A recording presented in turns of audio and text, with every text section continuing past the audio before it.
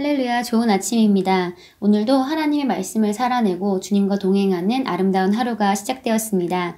오늘 10월 5일 금요일 말씀 함께 보도록 하겠습니다. 성령님은 당신 안에 사시려고 오셨습니다. 우리 요한복음 14장 17절 같이 고백하겠습니다. 그는 진리의 영이라 세상은 능히 그를 받지 못하나니 이는 그를 보지도 못하고 알지도 못함이라. 그러나 너희는 그를 아나니 그는 너희와 함께 거하심이요 또 너희 속에 계시겠습니다. 아멘. 네, 예수님께서 제자들에게 성령님에 관해서 소개하신 구절입니다. 성령님을 진리의 영이라고 소개하셨고 또 우리는 그를 알 수 있는데 그분이 우리와 함께 거하시고 또 우리 속에 계실 거라고 예수님은 성령님에 대해서 이렇게 소개하셨습니다. 오늘 말씀 함께 같이 보도록 하겠습니다. 주 예수님은 영광스럽게 승천하시기 직전에 제자들에게 성령님의 인격에 대해 가르치셨습니다. 예수님은 제자들에게 성령님이 그들 안에 계실 것이라고 말씀했습니다. 오직 성령이 너에게 임하시면 너희가 권능을 받고 예루살렘과 온 유대와 사마리아와 땅끝까지 이르러 내 증인이 되리라 하시니라. 사도행전 1장 8절 말씀입니다. 오순절날 이후로 성령님은 그들 안에 사시기 위해 오셨습니다. 즉 그분은 그들 안에 살려는 목적으로 그들에게 임하셨던 것입니다. 구약에서 솔로몬이 하나님의 성전을 건설한 후 성전 봉헌식을 할 때 하나님의 임재가 그곳에 임했습니다. 하나님은 성전을 자신의 것으로 삼기 위해 그곳에 임하셔서 그 안으로 들어오셔야 했습니다. 하지만 그분은 그것으로 만족하지 않으셨습니다. 사도행전 7장 48절은 그러나 지극히 높으신 이는 손으로 지으신 곳에 계시지 아니하시나니 라고 말씀합니다. 또 하나님은 잠언 8장 31절에서 나의 기쁨이 사람의 아들들과 더불어 있었느니라고 말씀하셨습니다. 기독교의 본질은 당신 안에 계신 그리스도이십니다. 이는 예수님이 가져오셔서 가능하게 하신 것입니다. 당신이 거듭났을 때 하나님은 당신을 그분의 소유로 삼으셨습니다. 당신은 그분의 재물이자 살아있는 성전이 된 것입니다. 그 순간 이후로 당신은 그분께 성별되어 그분과 하나가 되었습니다. 그분은 당신의 그르신 몸을 거룩하게 해서 그분의 처소가 되게 하셨습니다. 당신은 하나님이 거하는 처소입니다. 실제로 그분은 당신 안에 사십니다. 그렇기 때문에 그분은 당신을 통해 말씀하시고 당신 안에서 거니십니다. 그분은 당신 안에서 그리고 당신을 통해 자신을 나타내십니다. 영광의 위대한 하나님, 곧 우주의 통치자가 당신 안에 산다는 것을 생각해 보십시오. 그분은 자신의 형상과 모양을 따라 당신을 창조하였으므로 당신은 그분의 영으로 충만해질 수 있습니다. 이 얼마나 큰 축복이며 특권입니까? 항상 성령님을 존중하십시오. 당신의 삶 속에서 그분의 임재에 감사드리고 찬양하십시오. 그분과 자주 교제를 가지면 당신의 삶에는 끝없는 축복과 초자연적인 일이 일어날 것입니다. 아멘. 네, 요즘 청년들 사이에서 금수저, 흑수저 이런 말들이 유행하고 있습니다. 그것이 무엇입니까? 그의 출생이 좋은 가문에서 태어난 사람은 성공할 것이고 좋지 않은 가문에서 태어난 사람은 좋지 않은 인생을 살 수밖에 없다는 말을 하고 있는 것입니다. 많은 사람들이 그렇게 말을 하는 이유는 자신도 금수저가 되기를 갈망한다는 것이고 자신의 부모님이 정말 잘 사는 부모님을 만나기를 원한다는 뜻입니다. 많은 사람들이 재벌가의 손주가 되기를 또 재벌가의 자녀이기를 그런 것들을 원합니다. 왜냐하면 그들의 영향력이 그 부모님이 가진 영향력이 그들의 삶에 자녀들의 삶에 나타날 것을 기대하기 때문입니다. 그리고 실제로 나타나기 때문에 그들이 그런 소망을 가지는 것입니다.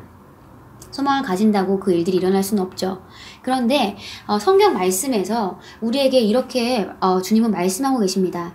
온 우주를 지으신 그분, 온 우주의 창조자이시며 온 우주의 주인이신 그 하나님께서 성령을 통하여서 바로 우리 안에 거하시겠다고 결정하셨습니다.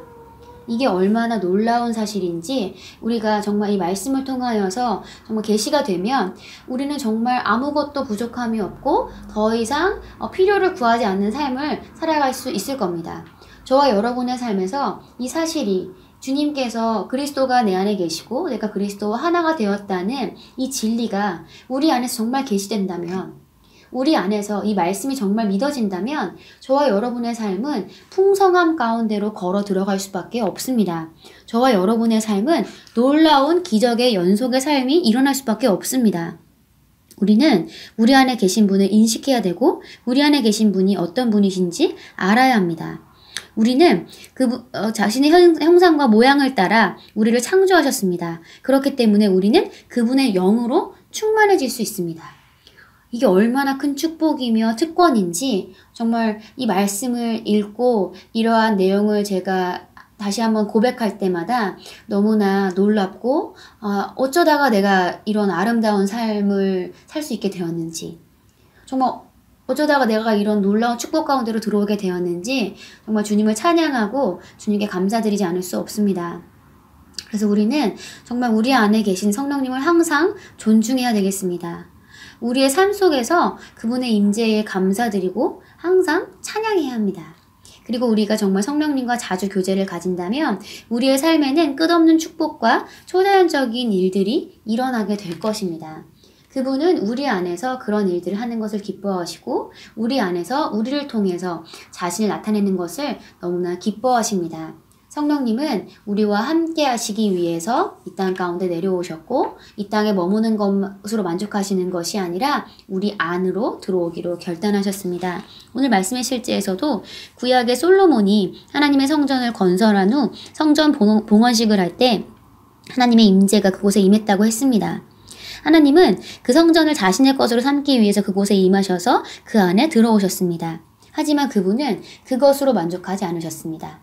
그 정도 가까이 있는 것으로 하나님이 사랑하는 우리와 그렇게 가까이 있는 것으로 그 정도 가까운 것으로 만족하지 않으시고 우리 안에 들어오시기로 결단하시고 선택하셨습니다.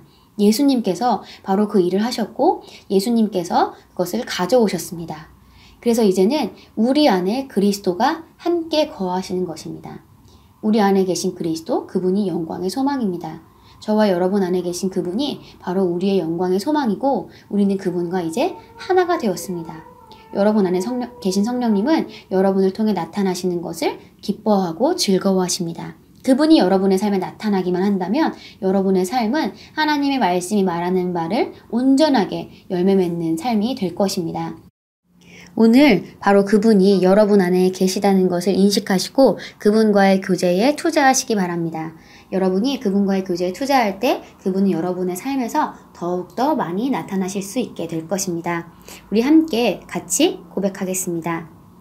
사랑하는 아버지, 제 안에 계신 성령님의 임재에 감사드립니다. 저는 하나님으로 충만합니다. 그러므로 제 안에는 아픔과 질병과 분노와 질투나 그 어떤 어둠의 것들이 있을 곳이 없습니다. 저는 빛으로 가득하며 저의 세상을 밝게 비춥니다. 저는 결코 혼자가 아닙니다. 성령님이 영원히 제 안에 그리고 저와 함께 계시기 때문입니다. 그분은 필요할 때마다 저를 도우시는 분이십니다. 할렐루야.